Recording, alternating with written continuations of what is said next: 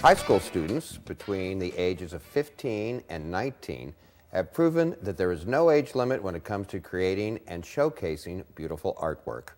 Joining us is MFA Media Coordinator Bryan Robertson and MFA and Curator of Emerson Young Artists Showcase and the owner of the Reese Gallery, Ruth Reese. Hi, welcome to you both. Thank you. Good to see you. Bryan, you know, I was curious, something I talked to you before we started.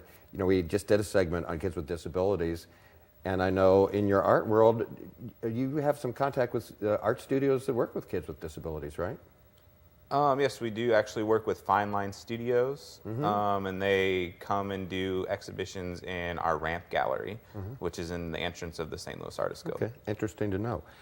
What kind of, you are both artists, you both have MFAs in art, Master of Fine Arts. So I'm just curious just a little bit about your background.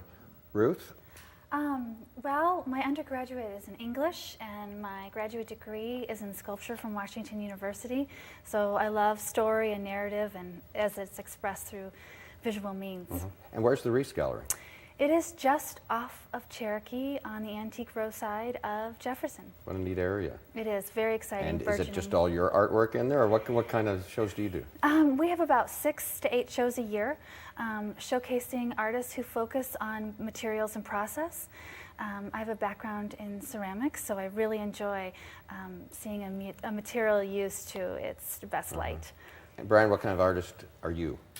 I have an MFA from the University of Washington in painting and drawing. So I do painting and drawing. And you're with the St. Louis Artists Guild. Yes. That's right. Tell me about that organization, and I know they've been around longer than I have been. Yes, so the St. Louis Artists Guild is actually the oldest arts organization west of the Mississippi. We were founded in 1886 and have a rich history in the area, from helping to plan the World's Fair exhibitions, to actually organizing one of the first high school art students in St. Louis in 1902 that was actually held at the Art Museum. I'm really interested in this topic because I was sort of a frustrated artist in high school. I was president of the art club, just so you know, and I was art commissioner in high school, which means I was in charge of the art committee and we did all the dances and stuff. I went on to other things, but I think it's really, so I can relate to it, as I'm trying to say, young kids. And how long has the student show's been going on? The student show has been going on for roughly 60 years at the St. Louis Artists Guild. We have active members who can remember being in the show in the 50s. No kidding. In the 1950s, yes. Wow. Ruth, you're a curator of this event. Is this the first time you've done this? I have curated and juried a few shows. For the Young Artists Showcase, I'm actually a juror. So the St. Louis Artists Guild puts out a call for submissions, over 300, and we had to whittle them down. It was a hard job to 125. Yeah, so this is an exhibition that's currently up right now. Tell me what it was like. Was that all on your shoulders, choosing what's going to be in the show? Well, you know, we're looking for wonderful compositions, skillful visions, new interpretations of material.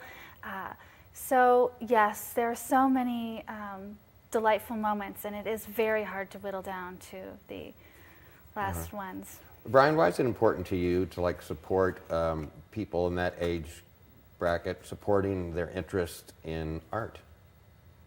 Well, I think for young people, every drop of encouragement counts towards getting to the next step, and I'm just proud to be with an organization that sees it the same way and can give out many great prizes to young artists. And just what do most of these kids want to do with their careers in art? I mean, you know, I don't have to tell you guys, it's tough to make a living as an artist. You might as well be an actor or something, right? Yes. So do these kids necessarily want to have a career in art, or maybe they don't know it in high school? What do you think?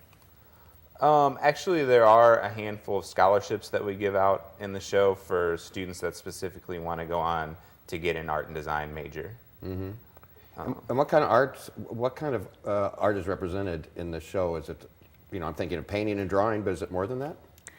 I really wanted to invite people who work in sculpture, people who work functionally, people work in oil, acrylic, watercolor. I thought the entire gamut would really be able to shine best. You know, I went to high school a long, long time ago, but after I went, you know, I've heard about them cutting back certain schools or certain school districts cutting back on things like arts and stuff. Have you found that? Are there some kids that don't have art class that you know of? Well, we have a very wide range of schools that participate in, from private schools to public schools throughout the region. I'm not particularly aware of art programs being cut out of schools. Good, good. Ruth, Well, I'm glad to hear that. Hey, well, we're going to pick up on this conversation when we come back. We have some art from the exhibition that we're going to look at and share with our viewers. So stay with us right here at STL Live. We're going to learn more about the STLAG Young Artists Showcase after this break.